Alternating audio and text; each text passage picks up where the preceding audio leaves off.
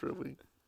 I can't. Well, good morning, Rosedale. We're back with you with Rise with Rosedale.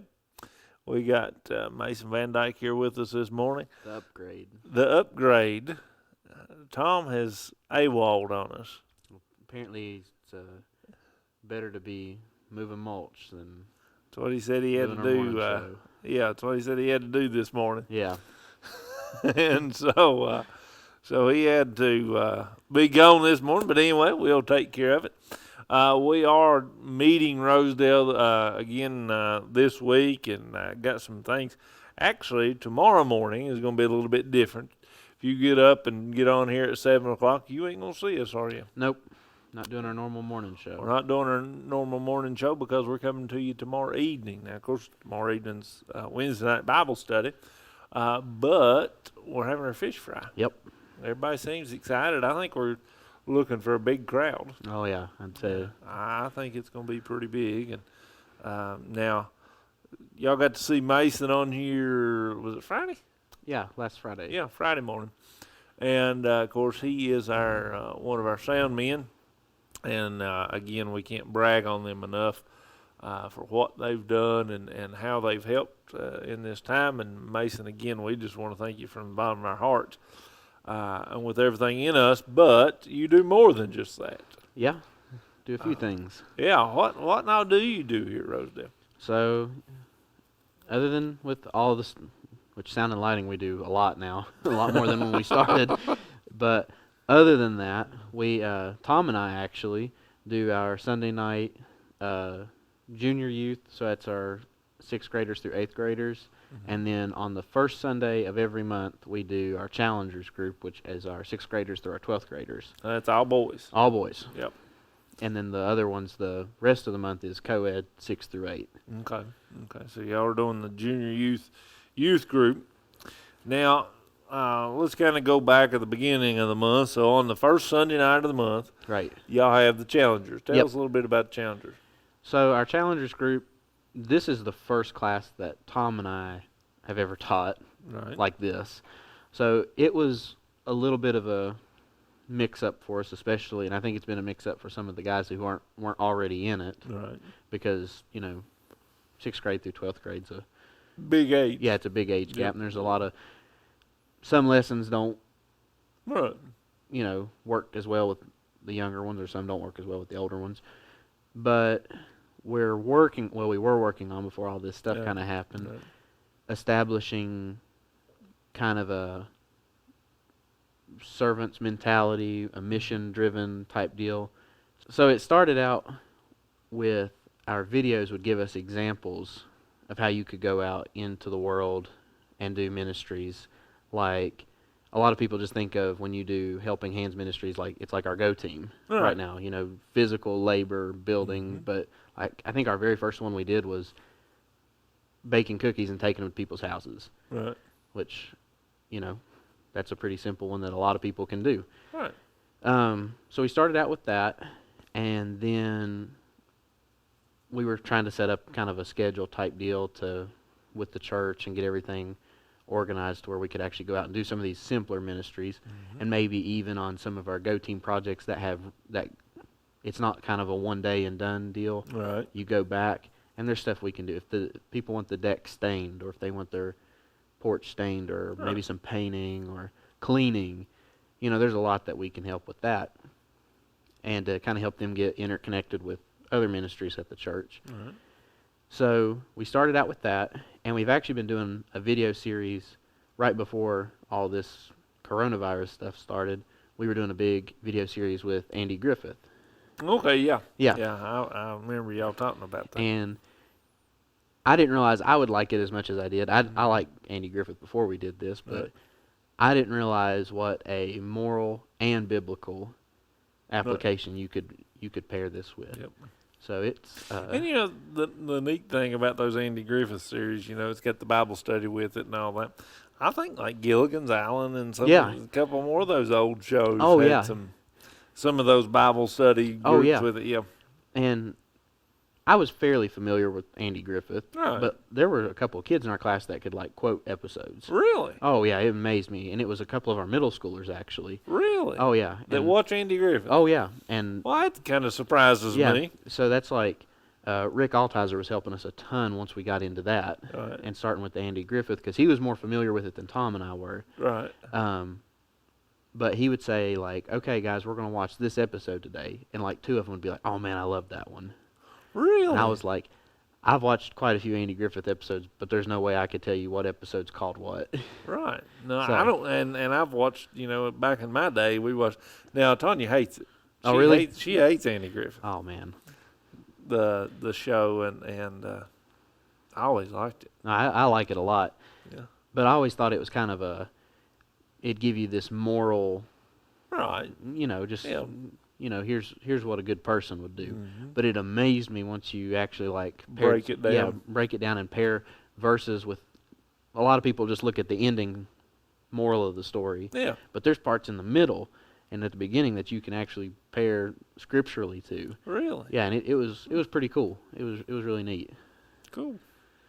So junior youth, you're coming out of the Challengers. That's a 6th to 12th grade guys ministry we have at Rosedale, and a lot of that is hopefully getting some of those younger guys kind of paired with some of those older guys, kind of Yeah. big brother type deal. Yeah, and it kind of gives them a sense of there's nothing better than experience. Yeah.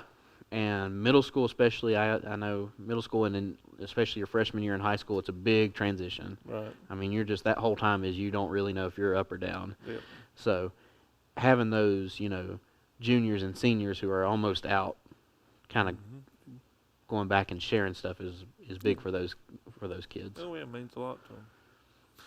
Here in Russell County, our high school starts at 8th grade. Right. So, a lot of these senior boys are seeing some of those 8th graders that, back in my day, that was the ones that got picked on. And, 8th Oh, yeah. grade, you're the low man on top. Oh, yeah.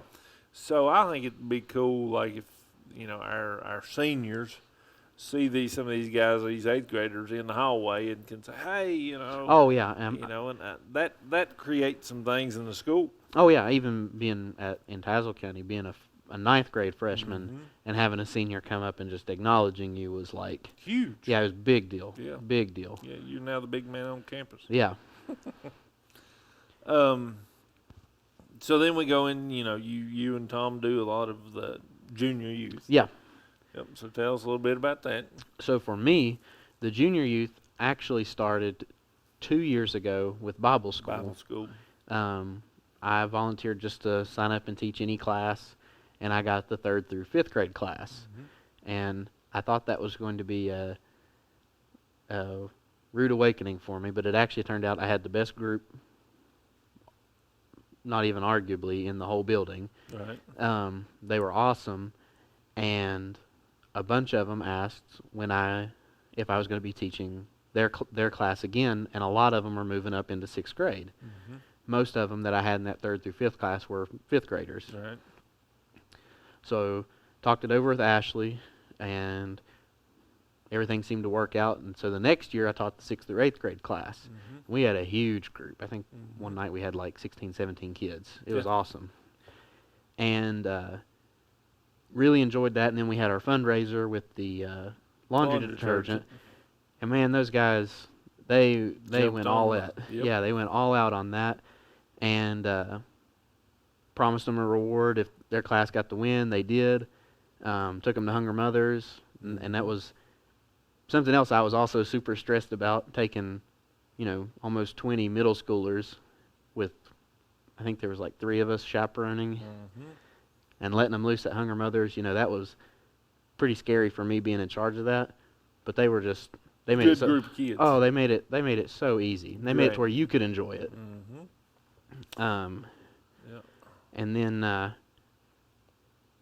think another big thing that they liked was we were the only Bible school class, I believe, that did like a point system deal and doing all kinds of stuff. Bible verses, attendance, Bibles, friends. And our best 3 students at the end of the week got to pie us all in the face. So they. Yeah, I did. Oh, yeah. I forgot about that. Yeah. Oh yeah. So they got Yeah. a big kick out of that. Yeah. But yeah, and I watched in those Bible school classes. I watched you grow. Oh yeah. It was That awesome. that was a good thing as a pastor. That was probably one of the highlights of it is I got to watch you grow in your relationship with the Lord, in your relationship, and watching those kids growing. Because when you get into it and you're volunteering and you're teaching, you learn more teaching. Oh yeah, I think than you ever do as a student. Oh, it was a big change up for me because I've taught some classes before, Right. not related to church, Right. and it definitely taught me more about any of those subjects when I did them as a teacher. But a lot of them I could use, what I already learned and kind of just spit it back out. But with this, I had to every day or every night before, I'd have to prepared. And yeah, and especially with that age group, because man, they're going to hit you with some questions. Oh yeah, and it was off the wall. Yeah. That you got to think as a middle schooler what kind of questions they might ask you, and you got to prepare for them because they're going to ask it. Oh yeah, yeah. Well, what else do you do around here? Unofficially, I'm on the committee. We help with some of the building and grounds work, just around on campus. We mostly it's to do with electrical and any kind of media installations we need to do. So like we're setting up a mini home theater in the fellowship hall with a projector and sound system. Yep, and that way that when our groups meet, men's groups, women's groups, whoever, they can use that system. Yeah, and we installed TV in the lobby, so we can display any information that's changing out I guess, there. Did it get up and going before all this happened? Yeah, I think we had it for 1 or 2 weeks. I think we had it for at least 2 Sundays before all this went down, and everybody seemed to like it. Right. Being able to walk in and all your announcements and all that was there in the lobby. But yeah, we've helped with some other stuff. I've been on a couple of Go Team projects. Oh yeah. But that's kind of our Yep. where we kind of work at. You've got your hands in a lot of cookie cookie jars around here. Absolutely. You wear a lot of hats, and we appreciate it. We appreciate all you do, and anything you want to add? Oh gosh. Well, it's not possible without viewers. Right. None of this, we couldn't justify doing this without the attention it's been getting. So. And has it surprised you? Because it blew me away. Like I would have never dreamed the response that we've been getting from Rise with Rosedale. I think it shocked me. The biggest shock that I got was the Tuesday after our very first episode. Because we didn't do one. Because we didn't. That was the only time we've not done one since we've started. We've done it every Monday. Because we didn't know if we was going to do it once a week or 3 times a week. Yeah, we didn't know yet. We weren't really sure. And we threw around the idea of every day, but we were like, that's a lot of work. That's a lot of work. And it is a lot of work. Yeah, and it is a lot of work. And it's worth it. But we were like, man, what if we do all this work for 5 episodes and none of them get watched? Yeah. And just everybody's like, man, this is dumb. And we hit it off super big on our first episode and got a ton of feedback like, you guys did great. And we're like, that didn't really shock me. Right. Because we've got a really good following here at the church. Especially after we did that very first announcement video that the church was going to shut down. Right. That let me know that everybody was going to be dedicated to staying with us no matter how they were watching it. Right. But then that Tuesday, we just got a ton of people saying, missed you this morning. morning. Missed you this morning. Really excited for part 2 of Rise with Rosedale. Are y'all on this morning? Yeah. I'm missing it. And I was like, man, I feel awful now. We should already had one rolling this morning. Yeah, it does. It blew my mind. I was in the stores the other day, and I know I probably told you all. I don't know if I said it on the show, but I was in the store. Was in Walmart. Me and Tanya was getting groceries, And I was buying stuff for Dad, and she was doing her grocery shopping, so we was kind of split up. But anyway, I was going down the aisle, and this woman leans over and she goes, "That's that guy we watch on YouTube or Facebook." She said, "That's that guy we watch on Facebook." And it's kind of weird. Oh yeah, yeah. I just pushing my buggy. I'm like, okay. It's a totally different thing. Well, I mean, it's kind of mind blowing of Oh yeah, how big it's got. Oh, absolutely, and that's what like kind of scary. That was one of the first big like eye openers for me. Was one of the Sundays after the stream started taking off before all this hit. Was last summer. At the end of last summer, I was driving back Sunday morning from Pigeon Forge, and I looked down at the clock, and I was like, oh, we're probably going to be going live pretty soon. About 15 to 20 minutes later, some hiccup had happened. It wasn't anything. If I had been there, I couldn't have stopped it from happening. Right. But it's just one of those things that happens. But it amazed me that we got, like, within that 15 minutes, I probably got 10, 15 phone calls and 20, 30 text messages. Before all this happened. Oh, yeah. This has been a year or so ago. Yeah, way before this happened. Yeah. Like 8 months before this. And I was like, holy cow.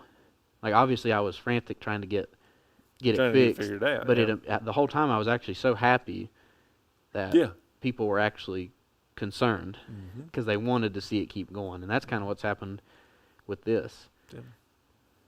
That's kind of like what we talked about before we were on the show, about this kind of going on, after all this settles over. Yeah. What it's going to look like, how it's going to go, and And that's basically, I mean, obviously we can keep doing it or not doing it, however it goes, but it's kind of on the viewers. They kind of dictate whether, when we look at it, we're like, oh, this is worth continuing. Yeah, this is people. There's enough interest in it that we'll keep doing it. So let us know if you're, if there is enough interest as we go through the next little while, next few days or whatever. And continue. I know a lot of y'all are liking and commenting and sharing and subscribing and all those technical words that I've learned a lot about in the last couple of weeks that you guys have taught me. But I guess we need to make sure we're doing all that. Oh yeah. Definitely keep our videos. I think it was 99% of our videos when I looked at it have 100% like to dislike ratio. So that means that all of them, or almost all of them, are getting all likes. Really? And that's a big thing too with YouTube is, the views are important, but if something's getting a lot of attention but getting a lot of dislikes, it's not necessarily a good thing. It's kind of like bad publicity. Right. But the views matter. People keep liking our stuff. It definitely matters, and subscribing is huge. So, and y'all have kind of explained some of that. But one of the things that y'all have talked to me about is seeing the places that it's reaching. Oh, yeah. We've got people, and that's like like Nebraska or Wisconsin or somewhere, Georgia. I mean, just crazy places that I never. And it's only expanded with this, but even before we started, and I have no clue where they came from. I don't know if it was a friend of a friend of a friend recommended it, but I saw we were getting out of state. Like, I got a couple phone or text messages about the stream being down that Sunday, and they were from, my phone showed me where they were coming from, and they were out of state. Yeah. And I was like, where are you getting our stuff from? But it was awesome. Yeah. Yeah. And through a lot of this, and that's one of the things that kind of, from a pastor standpoint, the treasurer was telling me, of course, Debbie was telling me that there was a regular check. Now, I don't know how much it was, but she was telling me about she was seeing a regular gift come in. And that's what it was linked to. So, and that's happened more and more. Oh, yeah. With online giving and with some of the stuff we're seeing and doing, the girls keep telling me about different situations that they're seeing money come in. Oh, yeah. Offerings come in. It just blows my mind of people. Oh, yeah. I ain't got a clue who they are. And that's kind of scary. Yeah. As a pastor's standpoint. It definitely... makes you do a double take on everything. Well, it does. It does, and it lets you know the influence, Oh, good yeah. or bad, Oh yeah, that this stuff can have. and that's where I think, at least I think everything we've done up to this point has been showing what a positive tool Absolutely. social media can be. Mm-hmm. Yep. Because without it, I mean, obviously none of this would happen. Yeah. No. And that kind of brings me to 1 Corinthians chapter 13. Chapter 13 of Corinthians is it talks about charity or love. And love is kind of the thought or the theme of chapter 13. But I want to particularly focus in on verse 6 for our devotion this morning. It says, rejoiceth not in iniquity, but rejoiceth in the truth. And it's talking about love there. Love rejoices not in iniquity or sin, but love rejoices in the truth. When we look at that and we see some of the things that we deal with, and we see the positives and the negatives, the pros and the cons of social media, Facebooks, all this stuff. You know, I was never one that was for it, but to get the love of Christ out to people, and sharing our love, your love, you know, this is your ministry, you know, with you and Michael Belcher, Danny Rourke, some of the ones that are helping you on all this. Of course, this has kind of been yours and Michael's forte with what we've been doing the last few weeks, running everything. But, you know, it shows your love for the church, and it shows your love to the part of the ministry that you can do, and that I think you've been called to do. Because if this had been left up to me, we wouldn't be doing nothing. I don't know where Rosedale would be at as far as having church services. Well, that's kind of where we looked at, everybody.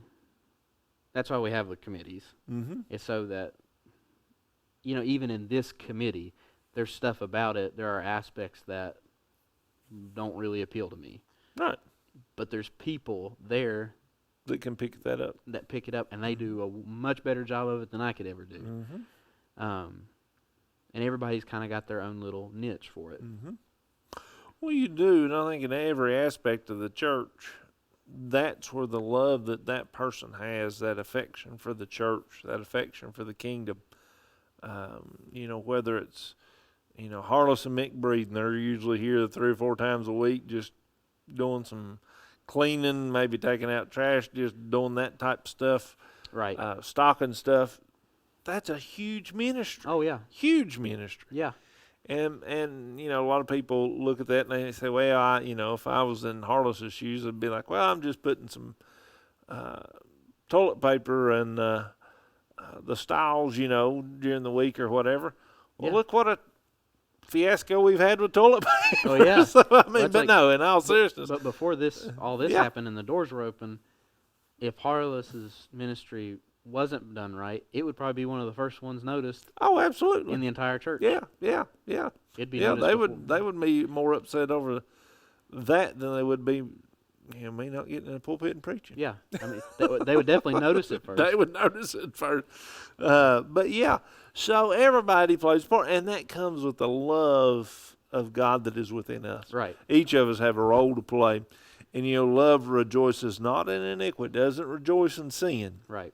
But it rejoices in the truth, and the truth is the love of God that we have, and the truth is Jesus. Jesus said, "I am the way, the truth, and the life." And as we look at that, we know that Jesus is truth.